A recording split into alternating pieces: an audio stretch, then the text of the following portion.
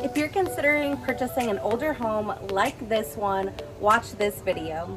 I'm going to walk you through this 1950 Fort Worth home and point out some things that you should look for as you're touring and putting offers in on older homes.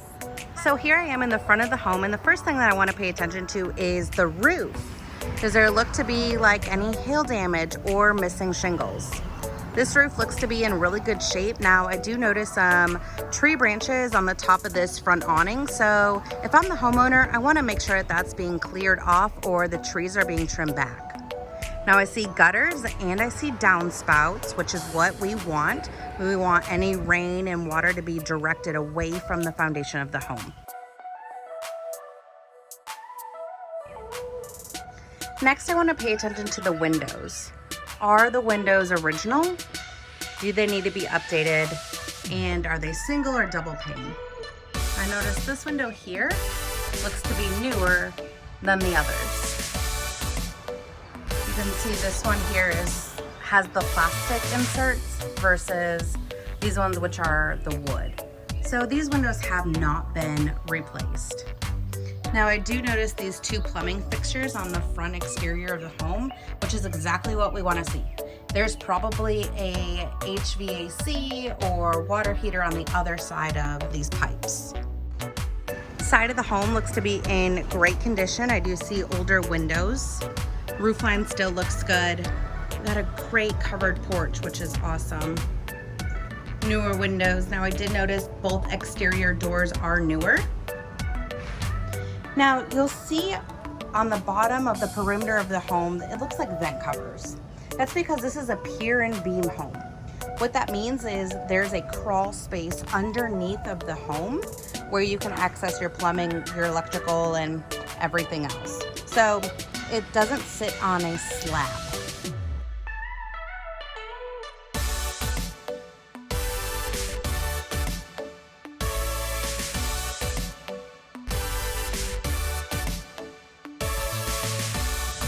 And then we can see here the HVAC unit, which is a Rheem unit and in newer condition. And there's going to be your gas.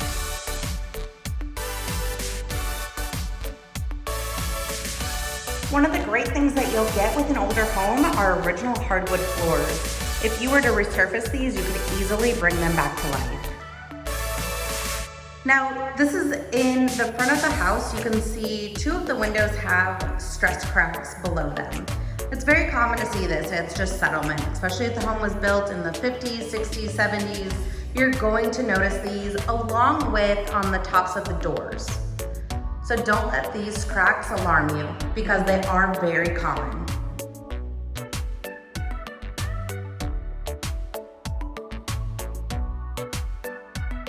Now, a lot of older homes don't have light fixtures on the ceiling.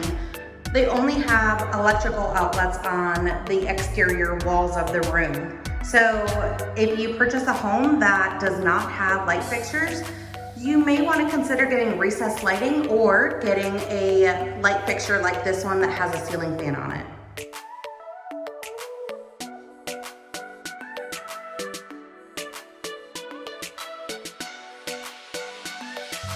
Again, here we have some stress cracks.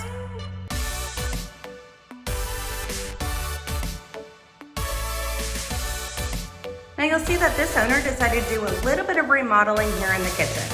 They kept some original items like the upper cabinets and updated other items like the lower cabinets and the vent hood.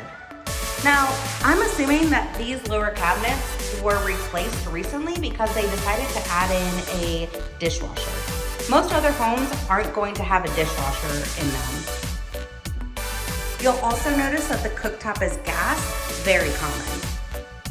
They did a nice job of updating the vent hood. Now there in the corner, you'll see a stackable washer and dryer.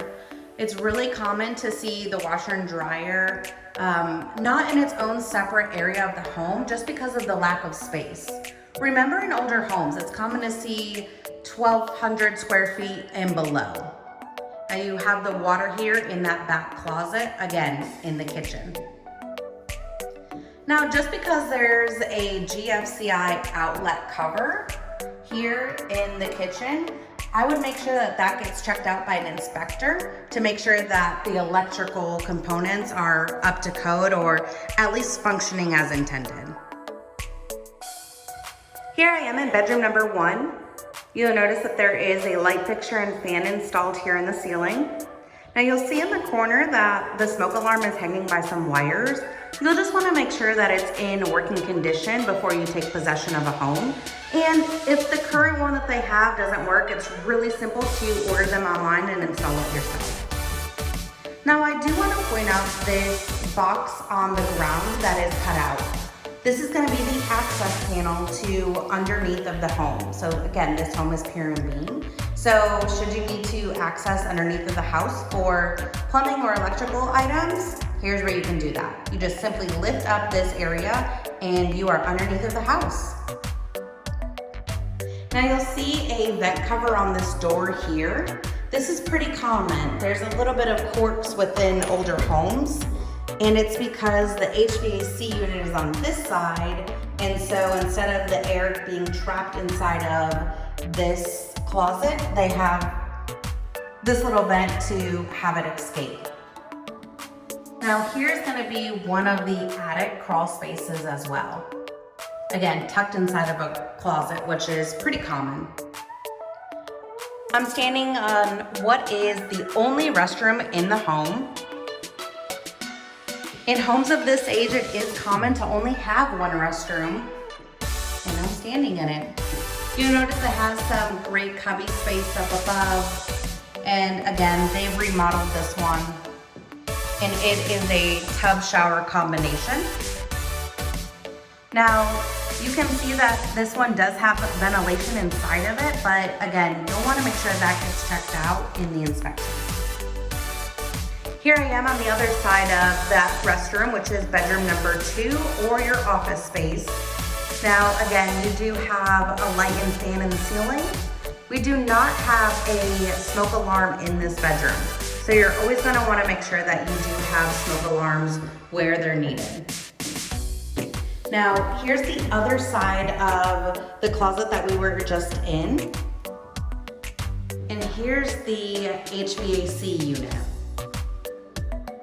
Now, this is pretty common to see just because, you know, the design of homes back in the day, they're not built like they are today. However, this is a brand new unit and it sits up so that it doesn't leak and you can make the most of the space underneath. Now, here's going to be the closet for this room. And again, you'll notice that there's going to be an attic space in this bedroom as well.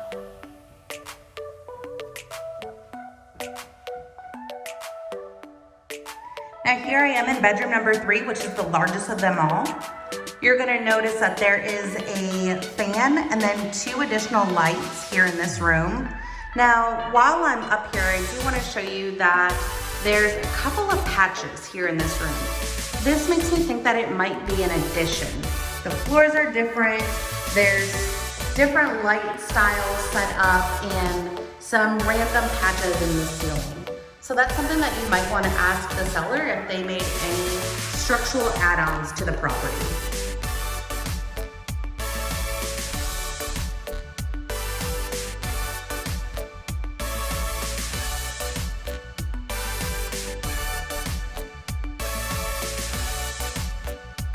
To get a list of all of the historic homes for sale in Fort Worth, or for questions about purchasing a home like this one, be sure to email me.